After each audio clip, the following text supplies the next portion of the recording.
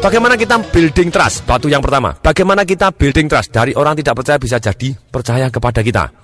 Building trust terdiri dari 3 kategori besar. Percaya timbul 1 karena adanya reputasi dan referensi. Yang kedua, karena adanya keakraban atau kemiripan. Yang ketiga, karena ada kongruen. Kita akan jelaskan satu persatu. Percaya timbul ketika ada referensi dan reputasi itu berdasarkan pertama kali, 1 biasanya tergantung dari penampilan. Jadi reputasi dan referensi, masih ada 5 hal di bawah reputasi dan referensi, yaitu 1 adalah dari penampilan. Penampilan kita harus dijaga, cara berpakaian kita, bau kita, tanpa sadar akan mempengaruhi orang lain. Misalnya kita mau jualan sesuatu hal, kita pakai baju tanpa lengan. Kemudian tangan kiri ditato gambar tengkorak, tangan kanan ditato gambar hati dipanah, kemudian rambutnya dikerok kanan dan kiri, jambulnya dikasih warna merah, ekornya dikasih warna kuning, kemudian anting-antingnya, telinga kanan pakai anting-anting, kemudian hidung kiri pakai anting-anting, kemudian ketika ngomong selamat pagi, lidahnya ada tindiknya. Kira-kira bisa jualan tidak? Bisa kalau jualannya sabu-sabu. Tergantung penampilannya di mana gitu ya. Kalau penampilannya seperti itu ya mungkin jualannya sabu-sabu akan laku. Kalau kita mau jualan asuransi, mau jualan multi level marketing, kita mau jualan produk dan jasa kita mau jualan mesin-mesin yang berat, kita mau jualan ide kita. Silakan, kita harus berpenampilan yang meyakinkan. Tanpa sadar orang kesan pertama akan sangat-sangat berpengaruh. Ini penampilan agar dijaga. Sudahkah Anda menjaga penampilan Anda? Kemudian yang kedua dari reputasi dan referensi adalah tergantung dari gelar dan jabatan kita. Alangkah indahnya kalau kita sudah mempunyai jabatan PhD dari Harvard. Begitu kita tukar kartu nama, tanpa sadar orang sudah segan dan terpengaruh oleh kita. Logikanya begini, kalau misalnya di zaman dulu, misalnya pada waktu perang kemerdekaan, Indonesia pada waktu itu agresi Belanda, kemudian mau negosiasi perdamaian, yang maju dari Belanda adalah mayor, kemudian dari Indonesia yang datang sersan. Kira-kira sersannya dihargai tidak? Tidak akan dihargai. Mayor minimal sama-sama mayor. Demikian juga pada waktu kita mempunyai departemen sales, seringkali sebagai perusahaan itu memberikan gelar atau jabatan yang begitu rendahnya, sehingga ketika orang tukar kartu nama yang punya kartu nama pun malu karena di situ tertulis junior sales officer. Sudah sales officer kasih junior lagi, lebih parah lagi. Jadi saran saya lebih baik minimal kita berikan gelar atau jabatan yang cukup tinggi, sehingga kalau kita tukar kartu nama, sales Anda juga penuh percaya diri, dan yang menerima juga lebih menghargai. Minimal saran saya, kasih gelar manager, sales manager. Ketika ditanya, Anda punya anak buah berapa? 1, saya sendiri. Lumayan begitu, karena Anda manager, minimal Anda manage diri Anda sendiri. Dengan kita sales manager, kita akan jauh lebih dihargai dibanding kita junior sales officer. Bagi yang mendengarkan ternyata ini masuk akal, silakan diterapkan di sales departemen Anda. Gelar atau jabatan tanpa sadar akan mempengaruhi penjualan Anda. Orang akan lebih menghargai ketika mau ketemu. Kemudian berikutnya, yang ketiga adalah terkait dengan merek atau nama besar. Kita akan jauh lebih mudah menjual ketika kita terkait dengan nama dan merek besar. Alangkah indahnya kalau kita terkenal dengan misalnya dari bank multinasional begini, kita akan jauh lebih mudah daripada bank EO atau bank kecil yang tidak terkenal namanya. Tapi misalnya kita bank kecil dan tidak terkenal namanya, bisa tidak kita affiliate atau kita kerjasama dengan suatu hal yang sangat besar di luar negeri? Bisa. Misalnya kita kerjasama dengan ini dan setiap tahunnya diaudit oleh auditor yang sangat besar namanya segala macam. Jadi kita bisa dipercaya karena kita kaitkan dengan nama yang lebih besar dari perusahaan kita sendiri. Itu caranya building trust supaya orang percaya kepada kita. Berikutnya, yang keempat, bagaimana kita bisa membangun referensi dan reputasi adalah dengan catatan prestasi kita sendiri. Minta testimoni. Kita begitu ada orang yang terpuas dengan kita minta testimoni. Apabila testimoninya adalah dari nama-nama besar, kita akan jauh lebih mudah menjual produk atau jasa atau ide kita. Nah, kalau misalnya testimoni tidak ada, kita juga bisa menulis catatan prestasi kita sendiri. Pada waktu itu saya juara ini, saya terbaik di bidang ini. Perusahaan kami terbaik di bidang ini, perusahaan ini terbaik ini, nomor ini. Penghargaan ditulis. Itu tanpa sadar ada 2 pengaruh. Pengaruh yang paling baik adalah mempengaruhi orang lain. Tanpa sadar begitu dibaca, saya lebih percaya. Pengaruh berikutnya yang cukup baik adalah mempengaruhi diri sendiri. Karena dengan kita yakin, kita akan jadi lebih mudah mempengaruhi orang lain. Jadi dengan ada data-data bahwa kita nomor satu di nomor sini, tanpa sadar dari dalam bawah sadar kita percaya bahwa produk kita baik, dan tanpa sadar lebih lanjut lagi kita akan mempengaruhi orang lain dengan lebih cepat. Berikutnya, building trust dari reputasi dan referensi bisa timbul dari satu yang namanya edifikasi, atau kalau bahasa Inggrisnya adalah tee up. Maksudnya apa? Ada orang yang ngomong baik tentang kita, atau kita ngomong baik tentang orang yang lain. Lebih mudah dipercaya ketika ada orang yang ngomong baik tentang kita. Jadi biasanya misalnya ada seorang sales manager datang, mempengaruhi kelihatannya berat, kita akan tee up atau edifikasi sales director kita terlebih dahulu.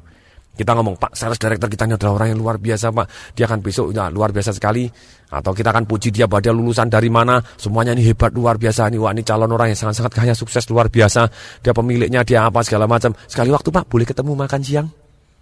Biasanya orang senang bergaul dengan orang yang sukses. Ketika kita sudah ngomong baik tentang satu orang, ketika orang tadi datang, akan jauh lebih mudah terjadi close sales daripada orang siapa yang kita belum kasih edifikasinya, belum kita tee up, kita belum naikkan dia, belum kita unggulkan dia. Jadi saran saya, sudahkah Anda mulai saling belajar omong baik satu dengan yang lain? Membangun kepercayaan. Yang pertama adalah reputasi dan referensi. Yang kedua adalah kita membangun keakraban dan kemiripan. Orang cenderung percaya kepada orang yang ada kemiripan atau ada kesamaan tanpa disadari.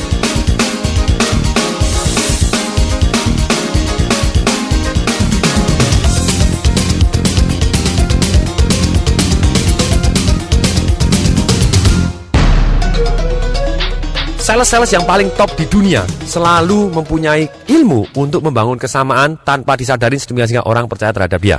Contohnya, dia akan membangun kesamaan satu dengan topik. Topik biasanya terdiri dari pertanyaan, Bapak asalnya dari mana? Ketika ada satu orang ngomong, oh asalnya saya dari New York. Oh sama, saya dari New York. Langsung langsung enak. Kemudian ada ditanya juga, kalau asalnya tidak bisa, kita biasanya tanya apa? Hobinya. Bapak hobinya apa? Badminton. Ah sama, saya hobinya badminton. Tapi problemnya ketika kita kalah kelas, kita mendekati orang-orang yang jauh lebih tinggi daripada kita, ketika kita tanya, misalnya, Bapak asalnya dari mana? New York. Mati aku dari kota yang kecil, misalnya dari Nganjuk atau dari mana? Susah kita. Kemudian kita tidak bisa bangun kesamaan. Ada orang tanya, Bapak hobinya apa? Golf. Mati aku hobinya main gundu, bukan golf. Celaka gitu ya. Nah ketika kita topiknya berbeda, kita susah sekali membangun kesamaan. Ternyata tapi kita masih punya cara di luar topik. Kita bisa membangun kesamaan dengan cara-cara yang dramatis sehingga terjadi magic happen. Orang tadi merasa nyaman, nikmat, dan cocok terhadap kita. Jadi, satu, bagaimana kita membangun kesamaan di luar topik tadi. Satu, kita bisa membangun kesamaan dari gerak. Seringkali dalam seminar saya, ketika saya kasih contoh, saya minta satu orang maju di depan. Terus kemudian Anda misalnya presiden direktur, saya mau jualan satu produk kepada Anda. Boleh saya duduk? Silakan. Ketika saya duduk, di depannya dia, kaki saya angkat naik di atas kursi. Kemudian saya peluk kaki saya dan kepala saya agak naik ke atas. Oh Bapak ini bagus sekali, Bapak mau beli ini? Mendadak dia panggil satpam gitu ya. Kenapa? Karena tindakan saya atau gerakan saya sangat-sangat berbeda. Orang yang gerakannya sangat berbeda tanpa sadar akan membuat jadi orang asing. Ketika asing, orang akan membuat protek dan tidak percaya. Akan pelajari siapa dulu dia. Nah, di dalam sales kita bisa membangun gerakan yang sama. Tanpa sadar orang akan jadi percaya. Caranya bagaimana? Mulai dari nafasnya. Kalau dia nafasnya pelan, pendek, ataupun panjang, dalam, silakan. Apapun nafasnya kita ikutin. Gerakannya pada waktu, saran saya selisih 10 detik. Ketika berhadapan-hadapan dengan dia, kita selisih 10 detik. Misalnya, kita ikutin. Misalnya dia bersandar, selisih 10 detik kita bersandar. Dia maju sebentar, agak ke depan, selisih 10 detik kita maju ke depan. Kalau berada di samping kita agak beriring-iringan begitu, kita bisa selisih 3 detik agak sama. Tanpa sadar, orang ketika gerakannya sama, orang akan lebih percaya kepada kita. Ada orang, Pak itu kok sama terus, itu kan diajarin seperti mimikri. Bukan mimikri. Kalau mimikri misalnya, yang satu misalnya baru garuk-garuk kepala, kita ikut garuk-garuk kepala. Garuk-garuk pantat, kita garuk-garuk pantat. Enggak, tapi kita bisa mirip selisih 10 detik. Tanpa dia sadarin, orang akan merasa lebih akrab kepada kita. Kemudian bagaimana kita membangun keakraban dan kesamaan yang kedua adalah dengan cara kualitas suaranya dibuat sama. Maksudnya apa? Kualitas suaranya dibuat sama. Kalau dia hanya ngomongnya lambat, pelan, penuh jeda, dan mantap, kita juga ikutin kalem, lambat, penuh jeda. Kalau orangnya ngomongnya sangat-sangat cepat, kita juga ikut ngomongnya sangat-sangat cepat. Nah, kalau coba tes, ketika orang ngomongnya cepat, kemudian kita ngomongnya lambat, mendadak nafsu bicara dia kepada kita berkurang drastis. Silahkan dipraktekkan, silahkan dites. Ternyata orang akan cenderung percaya kepada orang yang kualitas suaranya mirip dengan yang bersangkutan. Ikutin, gitu ya.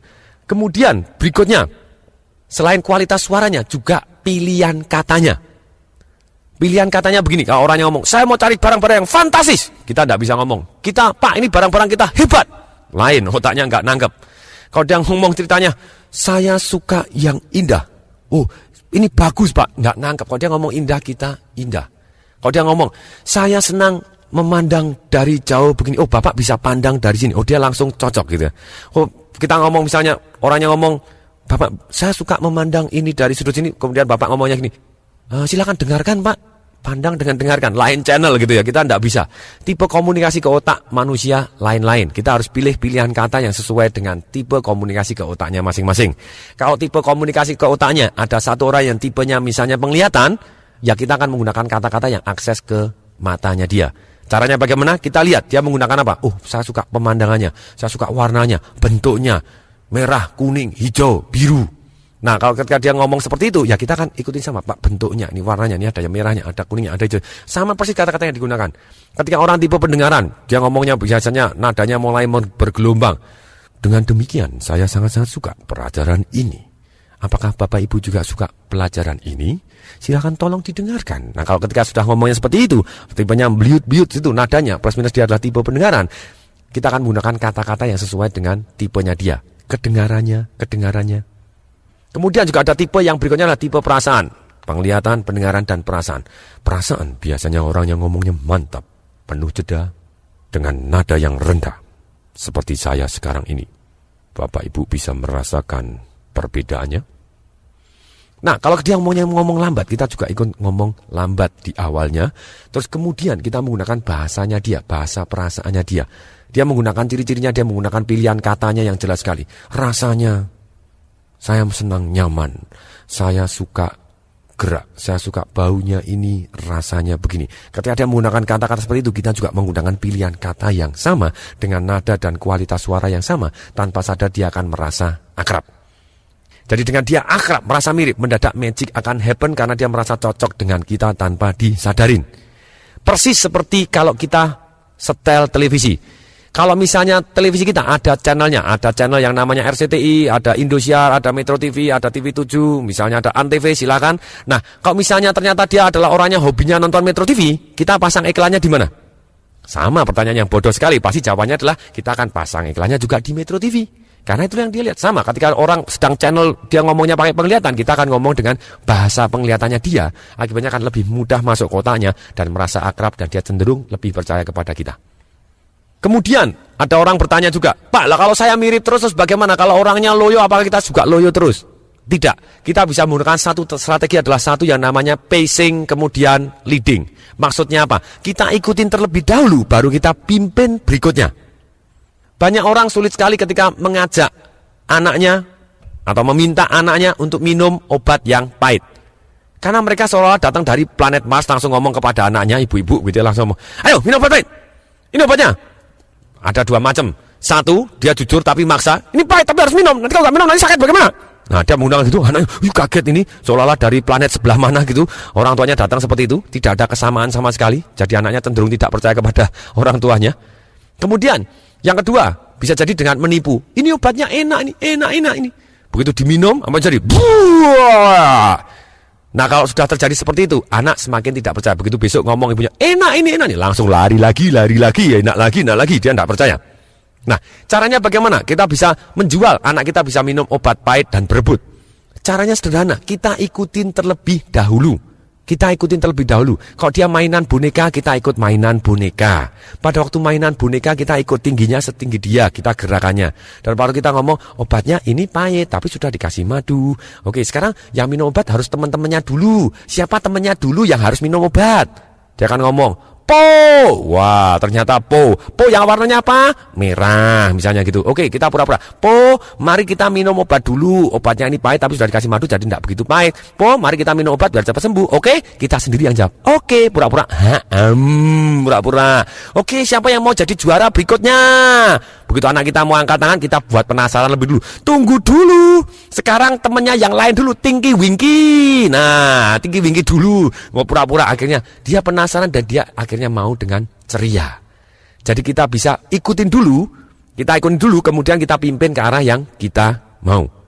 Jadi pada waktu kita ngomong-ngomong, kita ikutin dulu topiknya dia, kita setelah ikut seneng, tek, mantap, baru kita ngomong ke arah yang kita inginkan. Kita bimbing ke arah kita inginkan tanpa disadari. Demikian juga gerak. Kok misalnya ada satu orang geraknya menutup total, tangan dilipat, kepala ke atas, kaki ditekuk, kaki ditaruh di atas, misalnya kakinya disilangkan, tangan disilangkan, dagu ke atas, itu adalah posisi yang sulit untuk terjadi penjualan gitu ya.